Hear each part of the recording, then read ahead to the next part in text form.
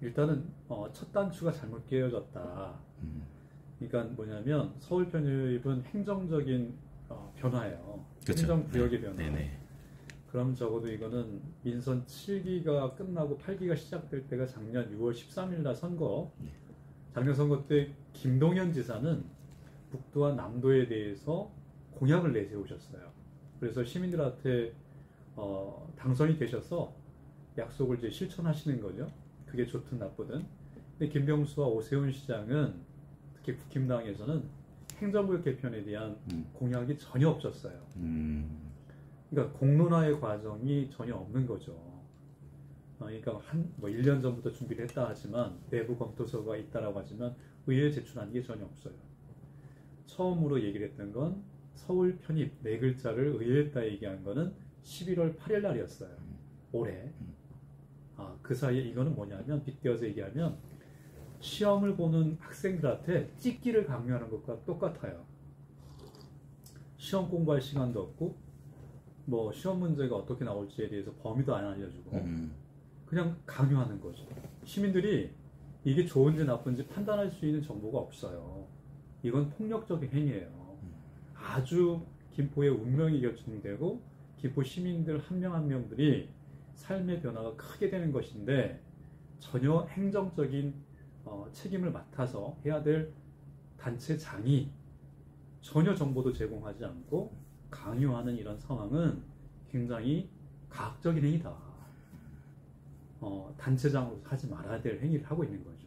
그러니까 정보가 없이 갑자기 그렇죠. 대두됐고 골라라, 골라야 된다, 뭐 이런 식으로. 그러니까 기자님 같은 경우도 언론사에서도 이걸 물어보는 것 자체가 내가 준비가 안 돼 있는데 이거를 선택하라라고 하는 거는 조금 더 이 절차 과정이라는 게 있어요. 최소한 뭐냐면 우리가 사업을 할 때 의회에서는 예산을 확보해서 용역이라는 절차를 거치고 전문가들이나 시민들의 청취기관이 여론 청취기관을 듣고 최종적인 용역의 결과가 나오는 거예요. 그게 1년이든 2년이든 걸린단 말이죠. 공청회도 열고요. 정보를 제공해 줘야 돼요. 나는 정보를 들은 적이 없어요. 집행부서에서 행정과가 주된 부서인데 자료 한 장 받은 적이 없단 말이에요. 뭘 갖고서 판단을 해요? 우리는 견제와 감시를 하는 시의원이란 말이에요. 견제 감시에 뭘 견제 감시하냐면 집행부에 집행하려고 하는 사업들을 갖고서 감시하는 건데 사업을 하려고 하는 거에 대한 정보를 전혀 제공하지 않았어요. 이게 원래의 원칙이에요. 기본적으로. 제 답변의 핵심은. 알겠습니다. 앞에서 서울 편입에 대한 얘기와 연장되는 것인데 저는 서울 편입보다 더 중요한 게 5호선 노선 확정 그리고 예타 면제예요. 이게 김포의 가치를 퀄리티를 높일 수 있는 방법이에요. 서울 편입이 무조건 되는 게 좋은 게 아니라 교통 문제가 먼저 해결되면 김포의 가치는 올라가요.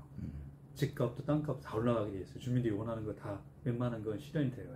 근데 5호선이 지금 계속 미뤄지고 있잖아요. 그렇죠. 노선 확정이.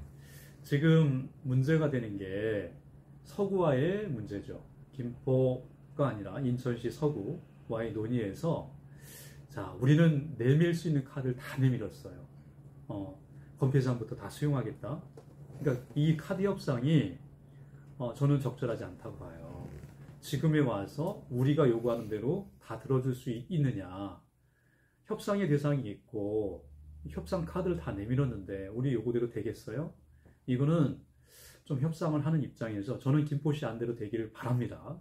그런데 협상이 지난하게 이 과정이 진행되는 걸 보면은 시민들한테 희망 고문하고 있고 우리가 원하는 대로 안 될 가능성이 있다라고 하는 우려가 좀 있어서 이런 부분에 대한 협의를 우리 단체장에서 정확하게 해나갔으면 좋겠다는 생각이 좀 들고 그 다음에 5호선은 아마 이제 12월 달에 다 노선이 확정된다는 얘기가 있으니까 그렇게 조기에 빨리 되기를 지금도 늦었습니다만 빨리 되기를 바라고 우리 노선대로 됐으면 좋겠다라는 생각이 들고 메가시티에 대한 거는 이제 화두를 던졌어요. 국힘당에서. 그러니까 국힘당에서 그런데 내부적으로 하나된 의견이 나오느냐? 아니란 말이에요. 가까이 있는 유정복 시장도 반대를 해요. 대구에 있는 홍준표 시장도 반대를 해요. 그러니까 국힘당 자당 내에서도 통합이 안 돼 있는 의견을 갖고서 국민들을 분열하고 시키잖아요. 통합된 의견을 갖고서 제안해달라 이런 말씀을 드리고 싶고, 제가 어제 PD수첩을 보면서 그런 생각을 했어요. 어제도 그 얘기가 나왔는데, 메가시티의 구축이 국힘당에서는 3개의 축으로 생각하고 있어요. 서울 수도권 메가시티, 그 다음에 광주 메가시티, 부산 메가시티. 자, 그런데 일반적인 학자들의 입장으로는 광주와 부산은 실패할 가능성이 높다. 왜냐하면 서울 수도권의 메가시티가 홀릭이 여기에 다 쏠린다. 그럼 지방의 메가시티는 실현 가능성이 없다라는 것이 지금까지 해왔었던 과정을 통해서 확인이 됐단 말이에요. 앞으로도 그래서 국힘당에서 얘기한 메가시티에 대한 이 내용은 실현 가능성이 굉장히 떨어진다. 그리고 서울은요 900만이 넘어요. 우리 경기도가 1,300만이 넘죠. 그러니까 이미 서울과 수도권은 메가시티가 되어 있어요. 생활권에 있어서 하나가 돼 있어요, 거의. 그래서 서울 수도권이 인구의 절반 가까이 됩니다. 2,200만이 넘어요. 이런 상황을 더 만들겠다? 이거는 지방을 죽이겠다는 것과 똑같은 것이고, 전국에 226개 지자체가 있는데 지금 전북도가 소멸도예요. 전북도가. 이미 군 단위는 몇만 명도 안 되는 그런 지자체가 많아요. 지방은 이미 소멸 단계로 갔고, 더 중요한 거는 인구 소멸이 전 세계적으로 우리나라가 가장 빨라요. 그러니까 출생률이 0.78명밖에 안 돼요. 그렇죠. 네. 그래서 인구 대책도 세우시고 지방이 소멸되는 것에 대한 대책들을 먼저 만들어내야 된단 말이에요. 일의 우선순위가 있어요. 메가시티에 대한 허황되어 있는 실현 가능성이 없는 것들을 추구하지 마시고, 자당 내에서도 분열되어 있는 그런 내용들을 갖고서 얘기하지 마시고, 제대로 된 정책들, 특히 인구 소멸과 바로 지방 소멸이 되고 있는 것들부터 먼저 해결하라. 이걸 주문하고 싶어요.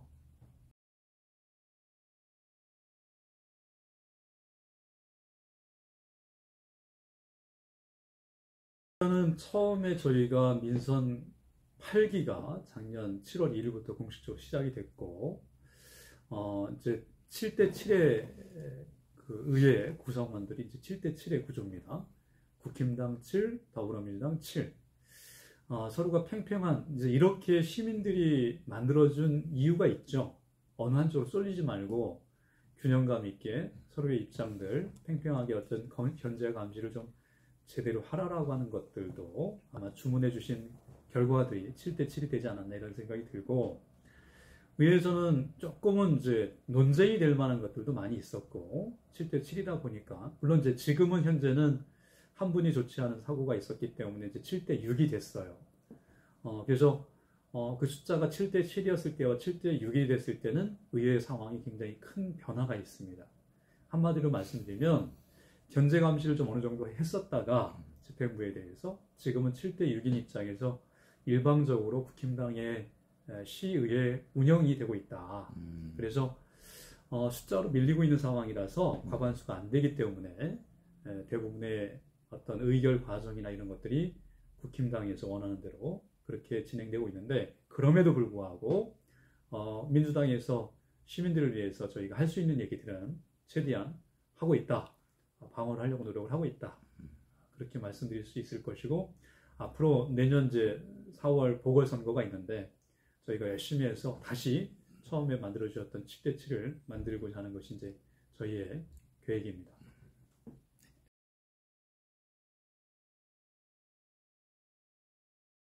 뭐 기자님은 어떻게 생각하실지 모르겠어요. 네. 그 다음에 이제 시민들이 어떻게 생각할지 모르겠지만, 저는 소통되고 있지 않다. 말을 살짝 바꾸면 불통이다. 요청 이게 어떻게 됐냐, 왜 그러냐가 답변이 없다. 예를 들어서 지금 5호선에 대한 거 시민들이 가장 답답해 하시잖아요. 네. 지금까지 한 장의 자료가 없었어요. 그러니까 저희가 자료 요구를 하더라도 사실 5호선에 대한 것만큼은 여야가 없어요. 사실은 그 다음에 50만 시민들이 다 똑같이 생각하고 있는 걸 거예요. 빠르게 보호선을 확정짓고 예타면제도 하고 이 입장은 똑같을 거라고 봐요. 그러면 시장은 김포시에 있는 선출직들 시의원 14명, 도의원 4명, 국회의원 2명 있어요. 본인까지 포함해서 선출직들을 모아서 힘을 모아서 좀 가려고 노력하는 모습이 있어야 되는 거예요. 그래야지 김포에 정말로 50만 명의 대변인의 역할로서 선출직의 역할을 제대로 하는 건데 그렇게 하지는 않고 있어요. 뭔가 같이 힘을 모으려고 노력도 안 했단 말이죠. 공유하려고 하는 노력이 없어요. 그래서 저는 이제 소통이 아니라 불통이다. 그 다음에 의회의 단적인 사례를 얘기하면 사실 김포시의회의 시장이 어떻게 대하고 있느냐. 그러니까 시민들의 대변인이 뭡니까? 선출직의 역할이잖아요. 그 역할을 하고 있는 시의원들을 시장은 어떻게 대하고 있느냐. 단적으로 시의회의 본회의의 출석률이 30%가 안 되어요. 네, 봤습니다. 네. 제가 지난번에 시정질의도 했지만 31개 지자체가 있어요. 경기도는. 그 중에서 하위권입니다. 그러니까 시장이 이렇게 본회의에 의해 출석하지 않는 것은 시민을 무시하는 것과 똑같습니다. 이게 소통의 가장 첫 번째 항목이에요. 근데 그걸 하지 않고 있단 말이죠. 그래서 이거는 단적으로 보여주는 사례이기도 한데 시장은 소통을 강조하지만 말로만 하고 있다. 실제 하지 않는다. 그런 입장입니다.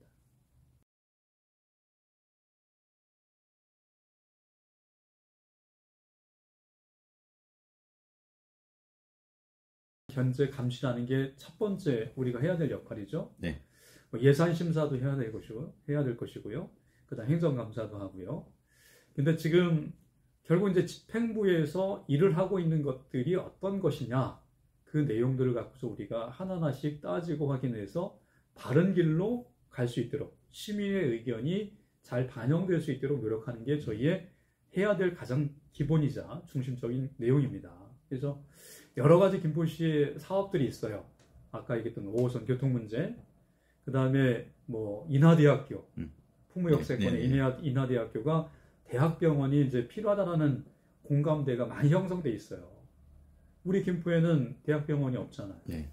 이런 것들 제대로 되고 있느냐 안 되고 있느냐 우리가 잘 견제 감시를 해야 돼요. 지금은 잘 되고 있지 않은 걸로 알고 있어요. 이게 심각하죠. 그 다음에 여러 가지 개발 사업들이 있어요. 김포에 2035 계획에 의해서 73만 8천 명이 35년대에 되는데 그 기본이 이제 여러 가지 개발 사업이 있기 때문에 가능한데 지금 시내폴리스 사업이라든가 그 다음에 뭐 감정 4지구라든가 걸포 4지구 뭐 감정 2지구 걸포 4지구 뭐 등등 여러 4, 5, 5A도 여기 있습니다만 이런 개발 사업들이 민간에서 진행을 하든 공적인 개발을 하든 민간 합동으로 진행을 하든 이런 개발 사업들이 거의 대부분 다 멈춰져 있다라고 봐요. 그래서 김포가 정체돼 있다. 그래서 세금에 대한 문제도 있어요. 세입에 대한 문제도. 그래서 이런 것들이 원활하게 또 컴팩트 시티라고 하는 게 있죠. 220만 평이라고 4만 6천 세대나 이렇게 예정되어 있어요. 작년에 11월 11일에 발표를 했는데 이런 것들이 좀 원활하게 사업들이 진행될 수 있도록 노력을 해야 될 것이고요. 또 우리가 해야 될 견제와 감시 역할을 제대로 해야 될 것이고 김포에 여러 가지 사안들이 있는데 그런 사안들에 대해서 저희가 의회로서 해야 될 역할들 예산부터 또 행정감사 이런 것들 통해서 충실하게 시민들 입장에서 저희가 이제 견제 감시를 할 예정이죠.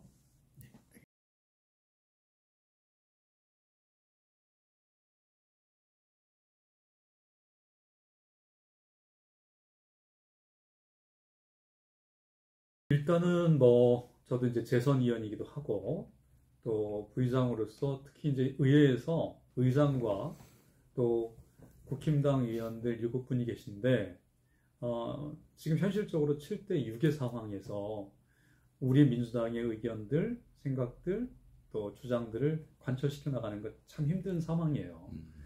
사실은 김포시 의회에서 50만 시민들의 입장들을 대변하는 입장이기도 하고 또 정당이 나눠져 있지만 어쨌든 부의장의 역할은 굉장히 중요한 역할인데 이런 것들을 충실하게 저희가 시민들의 입장들을 잘 반영해야 되는데 사실 정치 구조가 시민들의 의견이 바로 반영될 수 있는 것들도 있지만 그렇지 않은 부분들이 또 여러 가지 어려운 점들이 좀 있어요.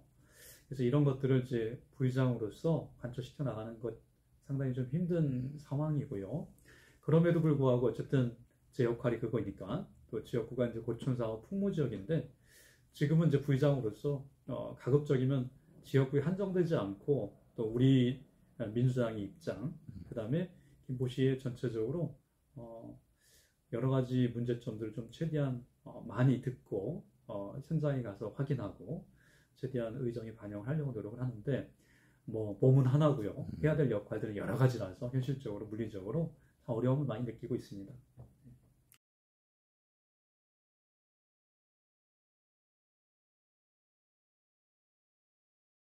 저는 그 2017년에 그 사실 입당을 했어요. 민주당으로. 그때 문재인 대통령이 이제 대통령 선거 나가기 직전에 탄핵 상황이었었죠. 박근혜 국정농단 문제 때문에 탄핵의 국면이 있었고 그 과정에서 더 이상은 이런 분한테 대통령을 맡길 수 없다. 대통령을 빠르게 또 정확하게 교체를 해야 된다라는 생각 때문에 입당을 하게 됐고요. 그 다음에 2018년도 6월달 지방선거 때 우리 지역구 위원장은 이제 김두관 위원장이었었는데 김두관 위원님이 이제 여러 시의원들 새롭게 이제 뭐 이렇게 의지를 갖고 있고 새로운 생각들을 갖고 있는 분들을 많이 이제 공모를 했죠. 그래서 후보로 저도 나가게 됐었고 저는 사실 이제 아이들 가르치는 교육을 했던 강사이자 또 선생님이었는데 어쨌든 아이들을 가르치는 일에서 이제 인재를 양성해서 지역에 공헌을 좀 하고 싶었어요. 근데 이거는 굉장히 더딘 일이었었고 그런데 정치라고 하는 것은 조금 더 빠르게 현실적인 문제들을 개선할 수 있다, 개혁할 수 있다 이런 생각이 들어서 그때 답답한 현재 정치를 좀 더 지역에 있어서 특히 개선하고 싶어서 직접 현장 정치, 현실 정치인이 된 거죠.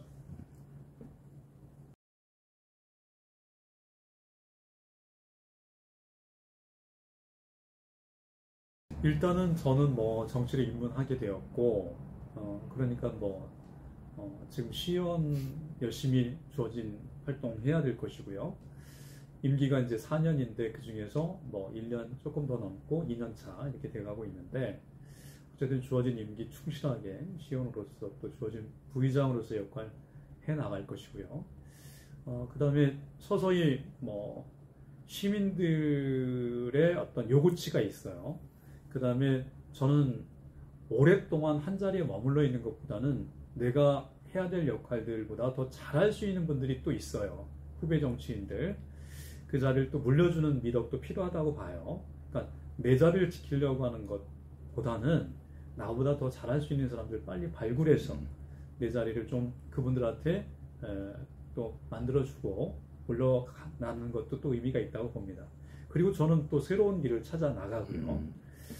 그렇게 생각이 되어서 어쨌든 더 고민을 해서 시민들이 뭐 얼마나 오광연이라고 하는 정치인이 필요한지를 제가 아니라 시민들이 선택하는 거잖아요. 주민들이 요구가 있다면 더 많은 고민을 해서 제 역할들을 더 크게 할 건지 지금의 위치에서 만족을 할 건지 더 고민을 해볼 생각이고요. 특히 저는 이제 교육적인 것에 대한 관심이 더 많아요. 김포시에 있어서 교육적인 변화를 왜냐하면 우리 미래죠 아이들은. 네. 근데 김포는 또 아이들이 많아요. 그렇죠. 특히 뭐 거의 10만 명 가량 되는데 초중고 학생들이 이 아이들이 좀 더 여기 김포에 좋은 교육 환경에서 공부하고 또 여기에 이주하지 않고 정착해서 김포가 더 그 아이들이 살기 좋은 곳이 될 수 있도록 하는데 역할을 좀 하고 싶어요. 네.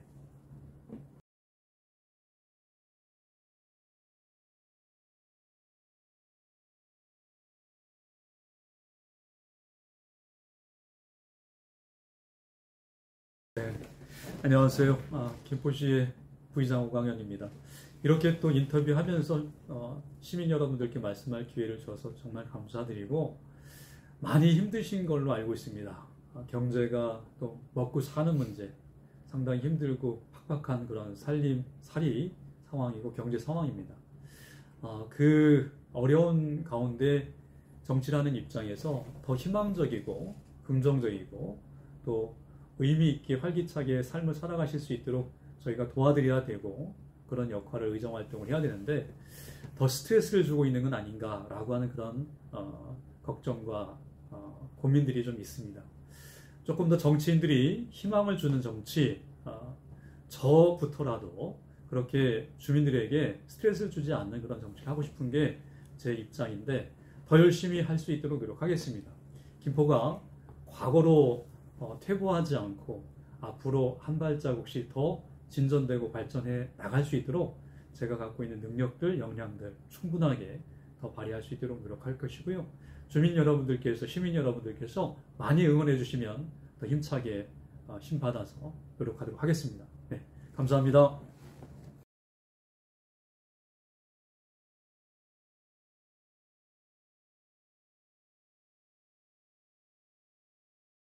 일단 가족들과 함께 가족이 이제 아내랑 딸이 이제 21살 딸이 있는데 저랑 같이 가족들과 함께 봤습니다. 보면서 저는 처음에는 굉장히 좀 기대감으로 서울의 봄이니까요. 영화기 때문에 현실과는 좀 다르게 긍정적으로 좀 끝날 줄 알았어요. 행복한 결말로. 근데 점점 영화를 보면서 스트레스가 정말로 많이 쌓이더라고요. 그러니까 분노하게 되고 주먹을 붓고 쥐게 되고 자, 그 다음에 이게 1979년 12.6 사태가 일어나고 12월 12일 12.12 군사 쿠데타를 갖고서 그대로 현실적인 역사적인 것들을 그대로 영화화한 거라고 그렇게 영화를 보면서 느꼈고요. 그렇게 우리의 역사가 멀리가 아니라 그러니까 지금 23년이니까 대략 40년 전에 있었던 일이잖아요. 가까운 시기에 이런 일이 있었다라는 걸 다시 한번 영화를 보면서 뼈아픈 우리의 역사에 대해서 다시 한번 확인할 수 있었고요. 한마디로 이제 스트레스를 많이 받았습니다. 자, 그런데 저는 이게 과거형 전두광이라고 하는 인물이 과거형 인물이 아니라고 생각해요. 또 이태신이라고 하는 인물이 과거형 인물이 아니라 지금 우리가 필요로 하는 인물이지 않나. 다 아시는 것처럼 전두광은 누군지 아실 거고요. 이태신은 이제 장태환 장군이에요. 저는 이제 그 역사에 대해서 12.12 군사 쿠데타에 대해서 아이들한테 강의도 하고 너무나 하루하루에 대한 상황들을 정확하게 알고 있고 서울의 봄도 이제 9시간에 대한 이야기죠. 12월 11일 저녁 7시부터 12일 새벽 4시까지의 내용인데 있는 그대로의 실록을 영화화한 것입니다. 근데 이제 어쨌든 지금 제가 조금 과격하게 얘기하면 지금의 40년이 지난 상황도 크게 달라지지 않았다라는 생각이 제 생각입니다. 그래서 지금의 검찰이라든가 검사라든가 굉장히 산하기관에 다 배치가 돼 있잖아요. 그래서 대통령도 검사 출신이고 검사가 주름을 잡고 있는 시대예요. 그러니까 1980년, 79년 군사 정권과 군인이 정권을 차지했었던 상황과 지금 2023년 검사가 정권을 차지하고 있는 상황이 크게 다르지 않다라고 하는 암울한 느낌을 받았기 때문에 더 분노하게 됐다라고 생각이 되어요. 그래서 이런 정권들이 이런 시민들의 어떤 힘들이 정치에 반영이 되어서 정말로 제대로 된 민주화를 우리가 만들어야 되겠다. 사조직이 하나의가 중심이 되는 이런 상황들 만들지 말아야 되겠다라고 하는 그런 역사적인 교훈을 다시 한번 뼈 깊게 느끼게 됐었고요. 많은 청년들이 많이 봤으면 좋겠고 진정 서울의 봄, 대한민국의 봄을 우리가 같이 만들어가야 되는 거 아닌가 이런 생각을 많이 하게 됐습니다. 네. 감사합니다.